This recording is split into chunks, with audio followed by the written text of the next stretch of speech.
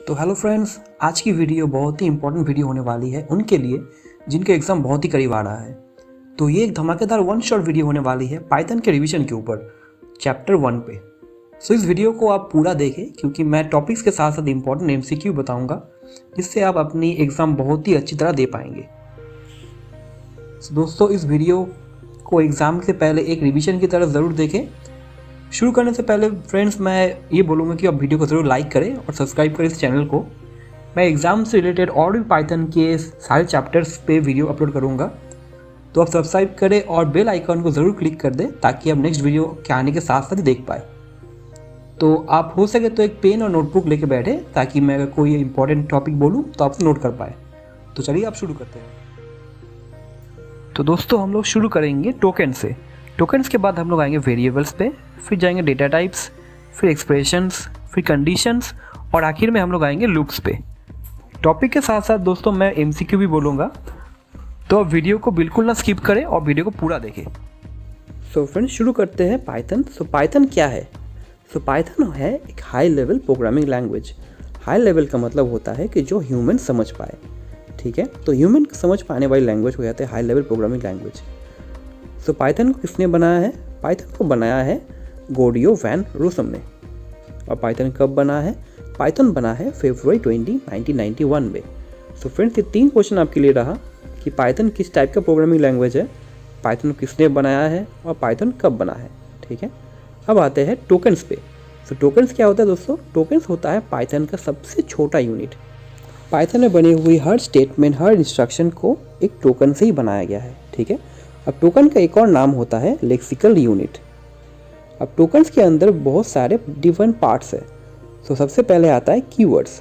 Keywords क्या है दोस्तों? कीवर्ड होता है एक वर्ड जिसका कोई स्पेशल मीनिंग है पाइथन प्रोग्रामिंग लैंग्वेज पे।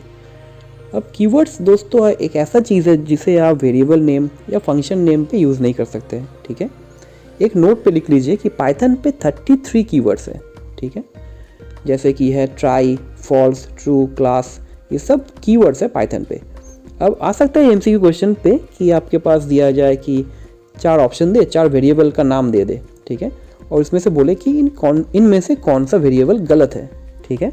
अगर आप देखें कि इस वेरिएबल पे कोई भी कीवर्ड दिया हुआ है, जैसे कि अगर है और equal to 20, try equal to 10, ऐसा कुछ अगर वेरिएबल दिया गया है दोस्तों तो वो गलत है, क्योंकि कीवर्ड से हम लोग वेरिएबल डिफाइन नहीं कर सकते। सेम क्वेश्चन आ सकता है एक फंक्शन के नेम पे भी।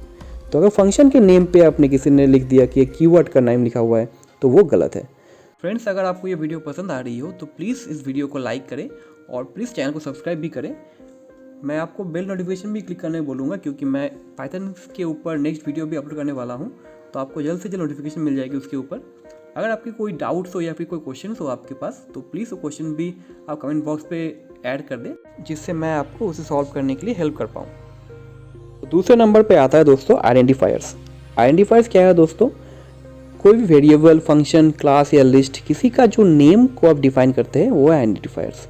जैसे कि आपका जो आधार कार्ड आपका नेम डिफाइन करता है, उसी तरह पाइथन के वेरिएबल्स या फंक्शन को जो डिफाइन करता है वो है आइडेंटिफायर्स। अब पाइथन पे आइडेंटिफायर्स लिखने के टाइम पे कुछ रूल्स हैं।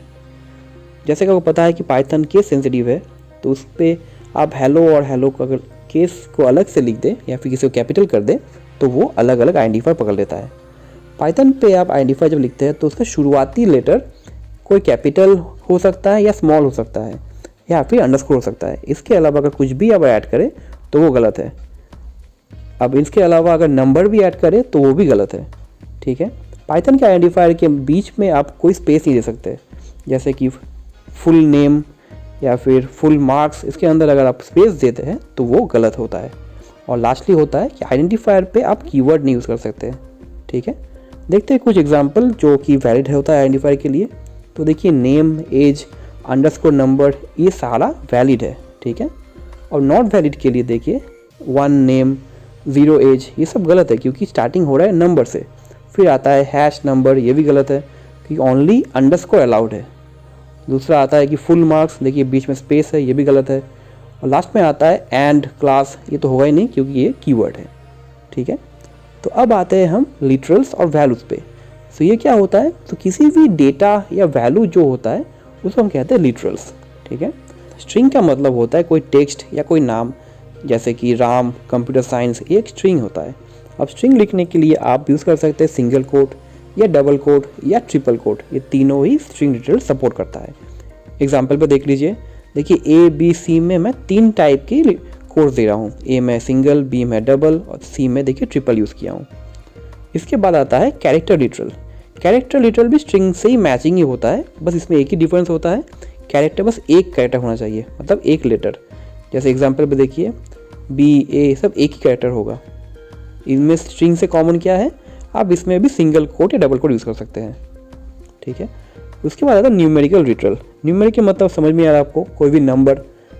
न्यूमेरिकल में 2 चीज़ होता है दोस्तों, एक है इंटीजर नंबर, एक है फ्लोट नंबर, ठीक है। इंटीजर नंबर में 1 2 3 4 आता है और फ्लोट में आता है डेसिमल नंबर्स।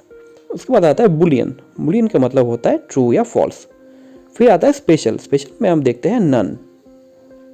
सो फिर आता है दोस्तों लिटरल कलेक्शंस। कलेक्शंस मतलब क्या है दोस्तों, कोई भी ग्रुप। सो पाइथन में 4 टाइप के ग्रुप हो सकते हैं, या फिर लिस्ट, टपल, डिक्शनरी या सेट। तो इन चारों के विषय में मैं आपको डिटेल में समझाऊंगा नेक्स्ट वीडियो पे। तो अभी के लिए समझ लें कि लिस्ट होता है एक ग्रुप जिसे हम लोग स्क्वायर ब्रैकेट से डिफाइन करते हैं, और इसमें हर डेटा या हर ऑब्जेक्ट को हम लोग एक कॉमा से सेपरेट करते हैं, ठीक है। लिस्ट पे हम लोग किसी भी तरह के वेरिएबल ऐड कर सकते हैं, और लिस्ट में एक बार ऐड करने के बाद हम उसे मॉडिफाई भी कर सकते हैं। सो फिर आता है टपल। टपल दोस्तों थोड़ा अलग होता है लिस्ट से। तो टपल को हम लोग लिखते हैं राउंड ब्रैकेट से, ठीक है। इसमें भी हम लोग सेपरेट करते हैं कॉमा से। पर टपल में जो डिफरेंस दोस्तों, टपल में एक बार ऐड करने के बाद आप उसे चेंज नहीं कर सकते, ठीक है। फिर आता है डिक्शनरी। डिक्शनरी होता है एक अनऑर्डर्ड सेट जिसे आप की वैल्यू पेयर पे लिख सकते हैं, ठीक है। फिर आता है सेट। सेट क्या होता है दोस्तों, सेट होता है एक कलेक्शन या एक ग्रुप जिसमें आप डेटा ऐड तो कर सकते हैं, पर डेटा यूनिक होना चाहिए, मतलब डुप्लीकेट डेटा आप ऐड नहीं कर सकते हैं, ठीक है। कुछ एग्जांपल देख लेते हैं दोस्तों। देखिए पहले मैं लिस्ट दिखाता हूँ। लिस्ट पे देखिए नंबर है, स्ट्रिंग है, फ्लोट है, सब मैं ऐड कर सकता हूँ। टपल में भी सेम होता है, बट इसमें डिफरेंस है, मैं राउंड ब्रैकेट यूज़ कर रहा हूँ। डिक्शनरी पे देखिए मैं यहाँ पे की वैल्यू यूज़ करता हूँ। की वैल्यू पे देखिए 1 जो नंबर है वो की है, और जो लेटर में लिखा हुआ है स्ट्रिंग पे वो है उसका वैल्यू। उसके बाद है सेट। सेट में भी देखिए 1 2 3 4 ऐड किया हुआ है, बस डिफरेंस इस सेट का क्या है, सेट में हम लोग यूनिक ही ऐड कर सकते हैं, ठीक है। तो उसके बाद हम आते हैं ऑपरेटर्स पे। तो ऑपरेटर्स क्या है दोस्तों, ऑपरेटर्स जैसे कि प्लस माइनस, फिर मल्टीप्लाई, इनटू, तो ये सारा रहता है ऑपरेटर्स, ठीक है। ऑपरेटर्स होता है 2 टाइप का, एक यूनिनरी, एक होता है बाइनरी। अब इनमें से बहुत सारे अलग टाइप के ऑपरेटर्स होते हैं, जैसे अरिथमेटिक, असाइनमेंट। तो इन सभी के विषय में मैं आपको डिटेल में थोड़ा समझाता हूँ। तो पहले आता है अरिथमेटिक पे। अरिथमेटिक का यूज़ होता है किसी भी मैथमेटिकल ऑपरेशन के लिए जो हम यूज़ करते हैं उसे कहते हैं अरिथमेटिक। तो पहला जो 4 है ये तो आपको पता ही होगा, प्लस माइनस मल्टीप्लाई डिवीजन। उसके बाद जो आता है वो है मॉड्यूलस। मॉड्यूलस का मतलब होता है रिमाइंडर। रिमाइंडर होता है जब हम कुछ डिवाइड करते हैं, डिवाइड करने में रिमाइंडर निकलता है उसे कहते हैं मॉड्यूलस, ठीक है। उसके बाद आता है एक्सपोनेंशियल या फिर पावर, और फिर आता है फ्लोर डिवीजन। फ्लोर डिवीजन और डिवीजन में डिफरेंस इतना ही है दोस्तों कि जब डिवीजन हम यूज़ करते हैं तो ये हमें एक फ्लोट वैल्यू देता है। मतलब अगर मैं 10/3 करूँ तो मुझे 3.3 मिलेगा, मतलब एक डेसिमल वैल्यू मिलेगा। और फ्लोर डिवीजन में अगर मैं करूँ तो मुझे मिलेगा 3 मिलेगा, ठीक है। तो इसमें इंटीजर वैल्यू मुझे मिलेगा। तो इनका डिफरेंस यही है, डिवीजन में आता है फ्लोट और फ्लोर डिवीजन में आता है इंटीजर, ठीक है। फिर आता है असाइनमेंट ऑपरेटर्स, मतलब किसी भी वैल्यू को असाइन करने के लिए जो हम यूज़ करते हैं, जैसे equal to, plus equal to, ये सब ऐसा है असाइनमेंट ऑपरेटर्स पे। फिर आता है कंपैरिजन ऑपरेटर्स, मतलब कोई भी 2 वैल्यू को जब हम कंपेयर करते हैं, double equal to, not equal to, greater than, less than, ये सब आता है कंपैरिजन में। फिर आता है लॉजिकल ऑपरेटर्स। सो कोई भी कंडीशनल स्टेटमेंट कंबाइन करने के लिए हम इसे यूज़ करते हैं, जैसे कि एंड, नॉट, और। तो एंड दोस्तों यूज़ होता है अगर हम लोगों का 2 कंडीशन है और अगर दोनों सेटिस्फाई करें तो हम ट्रू कर सकते हैं, मतलब कि अगर एक भी गलत हो जाए तो हम फॉल्स रिटर्न करेंगे। और क्या होता है, और होता है अगर कंडीशन पे एक भी कंडीशन ट्रू हो जाए तो हम उसे ट्रू कर देंगे, ठीक है। और नॉट होता है रिवर्स करने के लिए, मतलब सोचिए कि अगर मेरा रिजल्ट आता है ट्रू और मैं नॉट लगा दूँ तो मेरा रिजल्ट हो जाएगा फॉल्स। फिर आते हैं आइडेंटिटी ऑपरेटर्स के लिए। ये होता है कि दो वेरिएबल को कम या दो ऑब्जेक्ट को कंपेयर करने के लिए यूज़ किया जाने वाला, जैसे कि इज़ नॉट। फिर आता है मेंबरशिप ऑपरेटर। मेंबरशिप होता है देखने के लिए कि सीक्वेंस में कोई मेंबर प्रेजेंट है कि नहीं, वो देखने के लिए। तो इसके लिए यूज़ करते हैं इन या नॉट इन। फिर आता है बिटवाइज ऑपरेटर। बिटवाइज हम लोग जनरली यूज़ करते हैं बाइनरी नंबर के लिए, ठीक है, जिसमें से आता है एंड, और, नॉर, एक्स और, ठीक है। फिर लास्टली आता है पंचुएशंस। पंचुएशन क्या होता है दोस्तों कि पाइथन लैंग्वेज में जो सिंबल हम यूज़ करते हैं उसके हम कहते हैं पंचुएशंस। तो कुछ एग्जांपल देख लीजिए यहाँ पे, ये ब्रैकेट्स है, एट द रेट है, माइनस इक्वल टू, सब आता है पंचुएशंस पे। अब पाइथन पे आते हैं डेटा टाइप्स पे। तो देखिए पाइथन पे जो डेटा टाइप है, तो पाइथन पे आता है पहले न्यूमेरिक, आता है फिर डिक्शनरी, फिर बुलियन, सेट, सीक्वेंस आता है। अब न्यूमेरिक में और भी डिफिनेशन है। न्यूमेरिक में आता है पहले इंटीजर, कॉम्प्लेक्स नंबर, आता है फ्लोट। सीक्वेंस नंबर में आता है स्ट्रिंग, लिस्ट, टपल, ठीक है। तो ये आता है हमारा डेटा टाइप में। अब पाइथन का आते हैं हम लोग वेरिएबल पे। तो वेरिएबल दोस्तों क्या होता है? वेरिएबल होता है एक कंटेनर या फिर एक बॉक्स जिसमें आप कोई डेटा रख सके, ठीक है। अब पाइथन में वेरिएबल क्रिएट करने के लिए कुछ रूल्स है। वो है कि जब भी आप कोई वेरिएबल डिफाइन करें तो वेरिएबल एक लेटर से शुरू हो या फिर अंडरस्कोर से शुरू हो। एक वेरिएबल पे आप कभी भी नंबर से शुरू नहीं कर सकते, ठीक है। एक वेरिएबल को आप कोई भी अल्फा न्यूमेरिक बना सकते हैं, मतलब एक वेरिएबल के अंदर आप A to Z या 0 to 9 या अंडरस्कोर लिख सकते हैं, पर शुरू कर सकते हैं ओनली लेटर से या अंडरस्कोर से। वेरिएबल हमेशा केस सेंसिटिव होता है। जैसे कि देखिए यहाँ पे नेम को 3 टाइप से लिखा गया है, तो ये 3 अलग अलग वेरिएबल्स है। वेरिएबल पे भी आप कोई रिजर्व कीवर्ड यूज़ नहीं कर सकते हैं, ठीक है।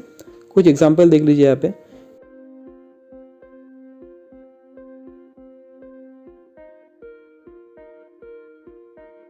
सो ये तीन अलग टाइप के वेरिएबल है, ठीक है। सो अब आते हैं कि क्या हम लोग एक वेरिएबल को फिर से डिफाइन कर सकते हैं कि नहीं, ठीक है। तो हाँ, पाइथन पे हम लोग कर सकते हैं।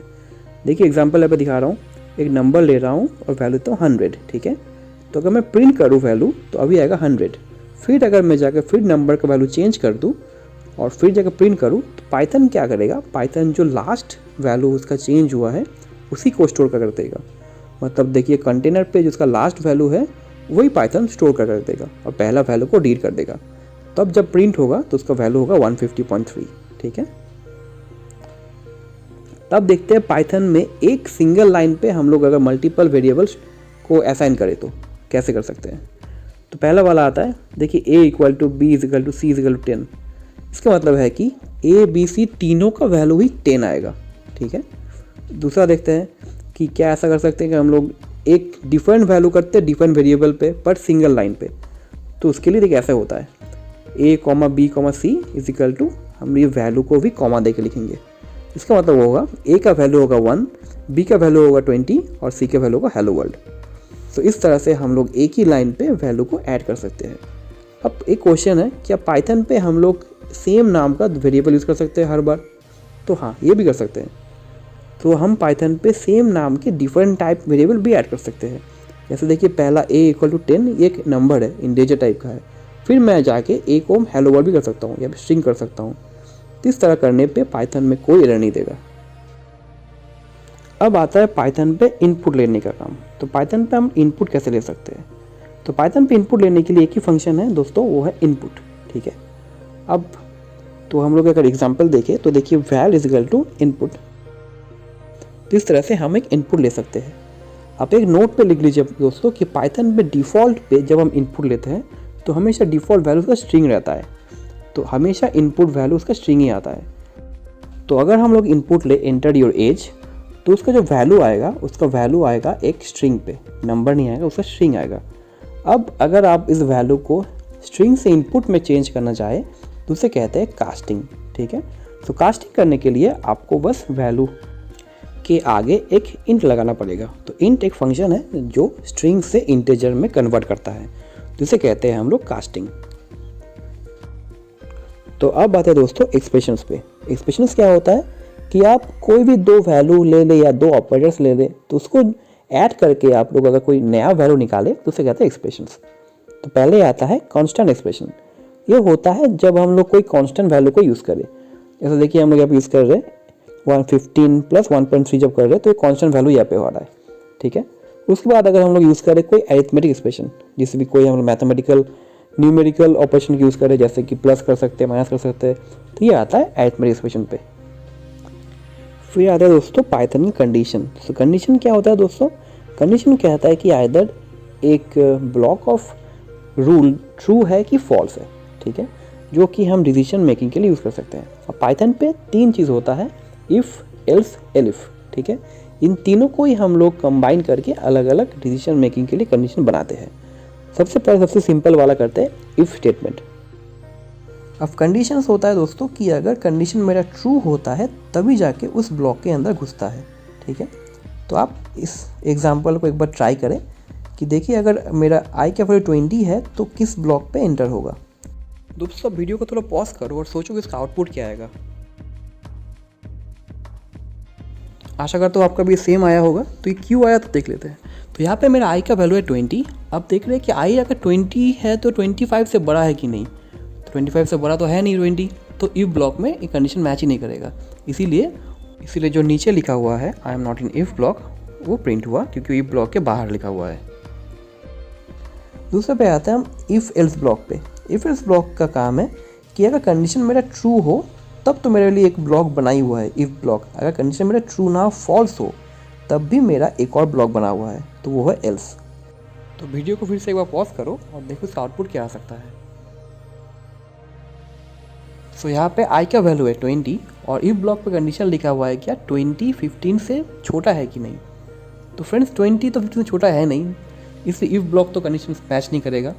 तो आ गया एल्स ब्लॉक पे।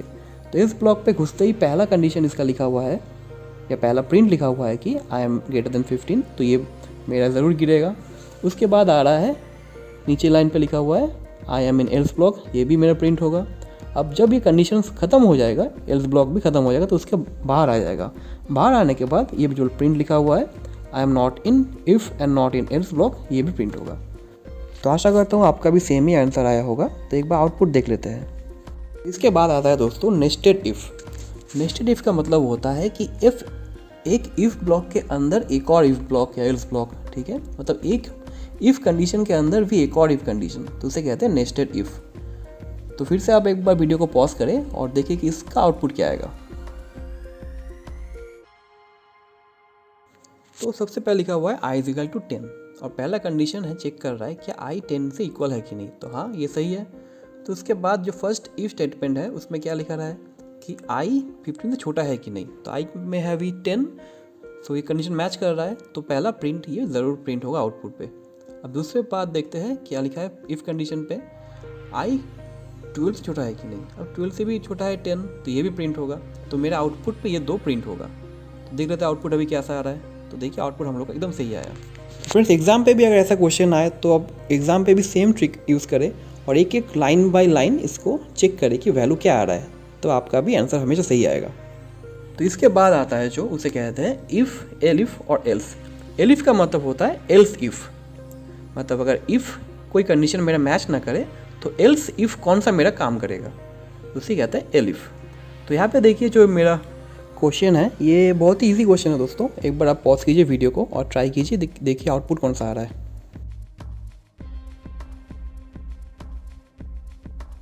ठीक है, सो यहाँ पे मेरा आई का वैल्यू 20।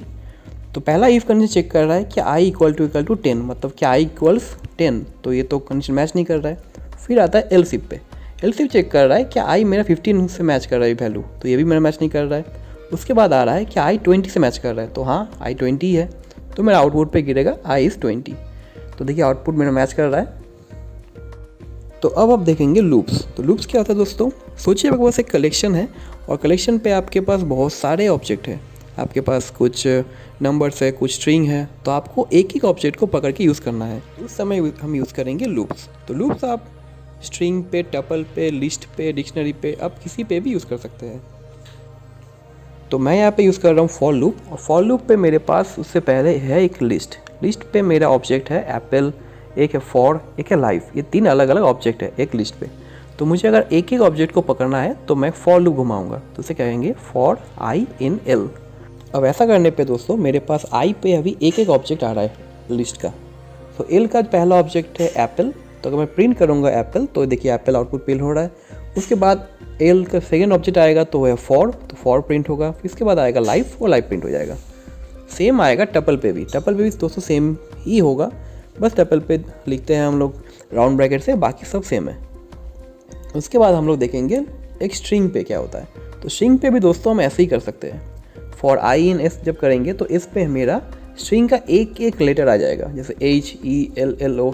अब फॉर आई इन एल से मैं करूँगा तो आई पे एक एक वैल्यू मेरा फिर से आएगा। तो जैसे ही मैं प्रिंट करूँगा तो प्रिंट जैसे करते हैं तो पहले एच गिरेगा, फिर ई एल एल ओ, ऐसा प्रिंट हो जाएगा।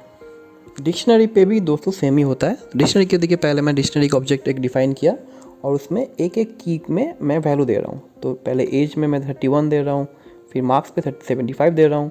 जैसे ही मैं फॉर लूप घुमाता हूँ तो फॉर आई इन डी कर रहा हूँ। तो डिक्शनरी कंडीशन पे दोस्तों मुझे थोड़ा चेंज करना पड़ता है, क्योंकि देखिए डिक्शनरी पे आई जो है वो है उसका की, तो मुझे उसका की को प्रिंट करना पड़ेगा। तो डी थर्ड ब्रैकेट पे आई अगर मैं प्रिंट करूँ तो आई का जो वैल्यू है वो मेरा प्रिंट होगा यहाँ पे, जो 31 है।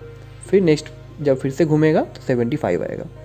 इसी तरह दोस्तों हम लोग पाइथन पे लूप घुमाते हैं। अब ये जो लूप घूम रहा है दोस्तों, ये लूप को हम कंट्रोल कर सकते हैं। तो कंट्रोल करने के सबसे पहले आता है कंटिन्यू। कंटिन्यू क्या करता है, कंटिन्यू जो फॉर लूप घूम रहा है तो फॉर लूप के कंट्रोल को फिर से वापस कर देता है ऊपर तक। तो देखिए अगर मैं इसका आउटपुट निकालूँ तो पहले आया, मैं चेक कर रहा हूँ कि यहाँ पे लेटर का वैल्यू ई आता है या फिर आई आता है, ठीक है। तो मतलब मेरे लेटर पे अगर ई या आई आ जाए तो मैं कंटिन्यू करूँगा। तो सबसे पहले मेरा आउटपुट पे देखिए क्या आता है, सी आया, डी आया, ओ आया, डी आया, इतना आया। जैसे ही मेरा ई आने क्या हुआ तो ई पे कंटिन्यू हो गया। जैसे ही कंटिन्यू हुआ तो जो नीचे मेरा लिखा हुआ था प्रिंट करंट लेटर, ये हुआ नहीं, वो फिर से फॉर लूप को ऊपर लेके चला गया। तो फिर चला गया डब्लू के पास। अब डब्लू जैसे आया तो डब्लू प्रिंट हो गया। फिर आया आई, तो आई में भी फिर से मेरा कंटिन्यू आया। तो फिर से जब आई कंटिन्यू पे आया तो उसको प्रिंट नहीं करने दिया, फिर से वापस भेज दिया ऊपर। तो कंटिन्यू जब भी आता है तो कंटिन्यू जो फॉर लूप का जो घूम रहा है इटरेशन, तो इटरेशन को फिर से टॉप पे भेज देता है। तो यही काम है कंटिन्यू का। कंटिन्यू का एक और भाई है जो है ब्रेक। तो ब्रेक क्या करता है, ब्रेक जैसे ही आता है तो वो पूरा फॉर लूप को बंद कर देता है, ठीक है। तो देखिए इस कंडीशन में मैं सेम ही कर रहा हूँ, अगर ई या आई आए तो ब्रेक कर रहा हूँ बस यहाँ पे। तो आउटपुट पे देखिए जैसे ही मेरा ई आया तो फॉर लूप को ही बंद कर दिया, सी ओ डी तक प्रिंट हुआ, उसके बाद कुछ भी प्रिंट नहीं हुआ। तो यही डिफरेंस है कंटिन्यू पे और ब्रेक पे, ठीक है। तो चलिए अब दोस्तों एमसीक्यू देख लेते हैं, इससे पता चल जाएगा हम लोगों ने कितना सीखा है।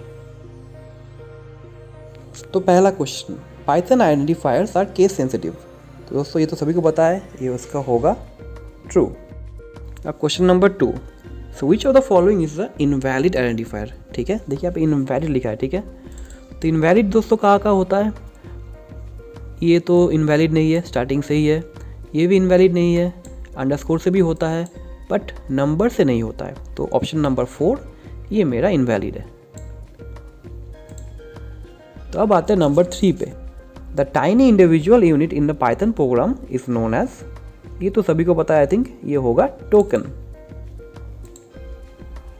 उसके बाद आते हैं नंबर 4 पे, which of the following is not a token. तो देखिए कौन सा टोकन नहीं है, कमेंट्स, आइडेंटिफायर्स, लिटरल्स या ऑपरेटर्स।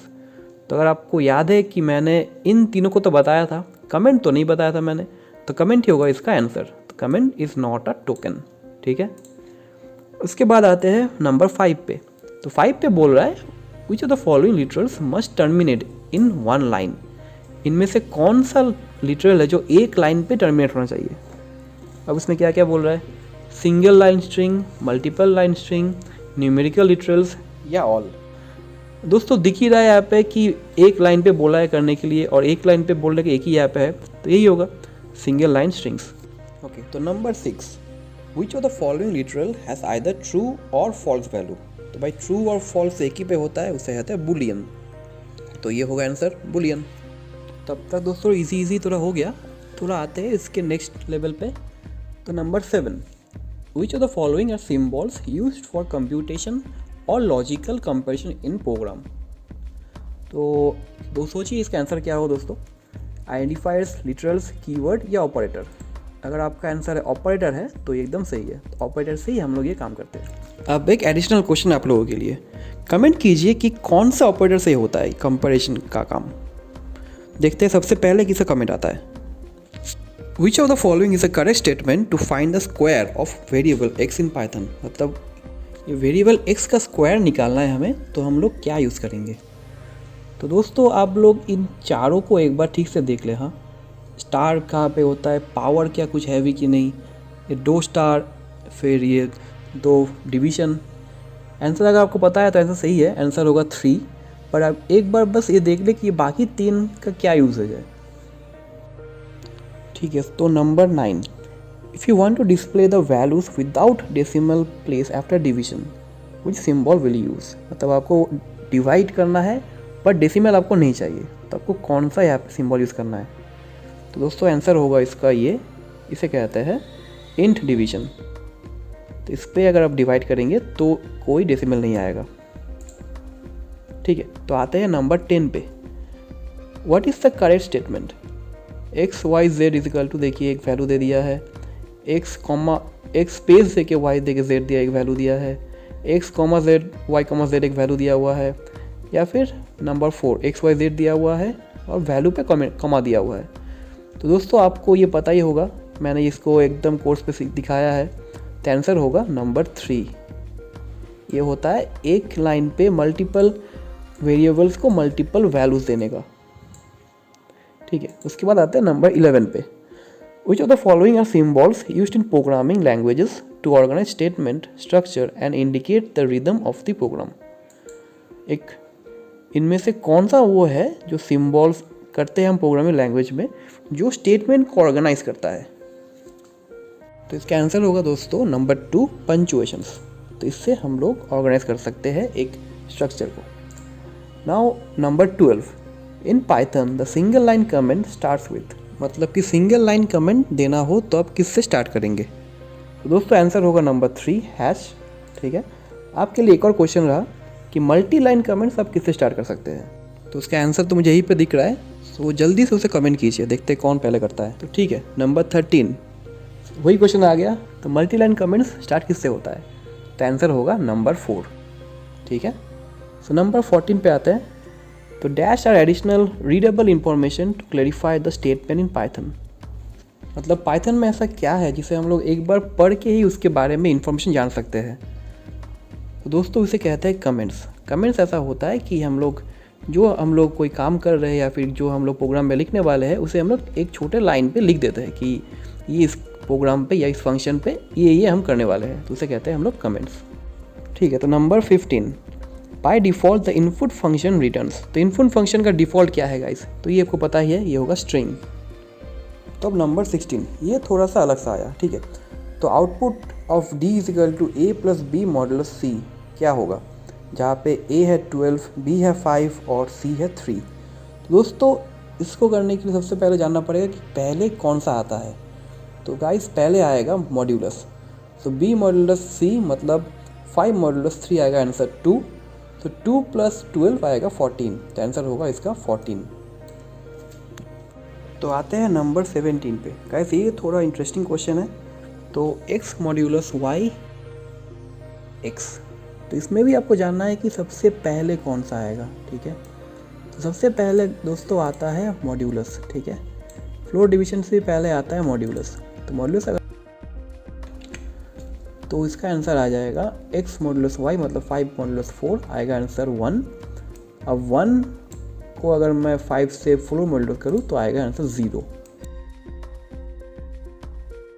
अब फ्लोर डिवीजन है तो इंट में आएगा, तो आंसर होगा 0। तो उसके बाद दोस्तों नंबर 18, तो विच of the following will evaluate first. सबसे पहले कौन सा काम होगा। तो गाइस ये बहुत ही इंपॉर्टेंट है आपके लिए। तो सबसे पहले दोस्तों आएगा नंबर 3, ये जो है एक्सपोनेंशियल पावर वाला ही सबसे पहले आएगा। ठीक है, उसके बाद दोस्तों आएगा मॉड्यूलस। मॉड्यूलस के बाद दोस्तों आएगा नंबर 5 जो कि फ्लोर मॉड्यूलस है, फिर आएगा प्लस, फिर आएगा माइनस। तो सीक्वेंस ज़रूर याद रखें दोस्तों इसका, इससे क्वेश्चन आ सकती है। सबसे पहले आएगा पावर वाला। ठीक है, number 19, all statements inside a block are indented at same level. तो गाइस एकदम सही है, आंसर होगा इसका ट्रू। तो आते हैं नंबर 20 पे। सो कौन सा लॉजिकल ऑपरेटर सबसे पहले काम करेगा। तो गाइस लॉजिकल ऑपरेटर पे अगर देखा जाए सबसे पहले काम करता है नॉट। ठीक है। तो आंसर होगा नंबर 3 नॉट। अब आते हैं नंबर 21 पे। तो पाइथन इस स्टेटमेंट को कैसे पढ़ेगा, ठीक। सो पाइथन दोस्तों क्या करेगा, सबसे पहले देखेगा कि ए और बी में चेक करेगा, ठीक। तो ए और बी चेक होने के बाद वो फिर चेक करेगा ए और सी पे। तो नंबर 3 होगा इसका आंसर। इस पर ये डबल एंड नहीं होगा, इस पर ये वाला एंड ही होगा। पहले ए और बी को चेक करेगा, फिर आएगा ए और सी को चेक करने के लिए। तो आते हैं नंबर 22 पे। तो हमें बोलना है कि इसका आउटपुट क्या आएगा। सो थोड़ा ध्यान से अगर देखा जाए तो इसके पहले एक माइनस है, ठीक है। सो माइनस स्ट्रिंग में 5 और प्लस स्ट्रिंग में 5। तो अगर हम लोग इस सारे का आउटपुट निकालने जाए दोस्तों तो ये एरर देगा, क्योंकि माइनस से हम लोग कुछ नहीं कर सकते पाइथन पे। पर अगर ये क्वेश्चन होता कि कोट्स में 5 प्लस कोट्स में 5, अगर ये क्वेश्चन ऐसा होता तो आंसर आता इसका नंबर 2 55, ठीक है, क्योंकि दो स्ट्रिंग को हम ऐड कर देंगे तो 55 ही आ जाएगा यहाँ पे। अब number 23, which of the following operator can be used as replication operator. तो उसका आंसर आ जाएगा नंबर 2 स्टार, ठीक है। तो दोस्तों अगर आपको ये कोर्स पसंद आया तो ये एक्चुअली रिवीजन कोर्स था पाइथन के ऊपर। अगर ये पसंद आया दोस्तों तो प्लीज़ वीडियो को लाइक कीजिए, सब्सक्राइब कीजिए, क्योंकि मैं इसका पार्ट 2 जल्दी निकालने वाला हूँ। आप अपने दोस्त को भी शेयर कीजिए, क्या कि उनका भी थोड़ा एग्ज़ाम से पहले थोड़ा अच्छा हो जाए। तो चलिए फिर से मिलते हैं हम लोग इस कोर्स के बाद। आपका कोई भी अगर डाउट्स हो, कुछ भी अगर प्रॉब्लम हो तो प्लीज़ कमेंट कीजिए, मैं ट्राई करूँगा आपका पूरा हेल्प करने का। तो thank you for watching this video and आशा करता हूँ कि आपका एग्ज़ाम बहुत ही अच्छा जाए और हम लोग जल्दी मिलें नेक्स्ट वीडियो पे।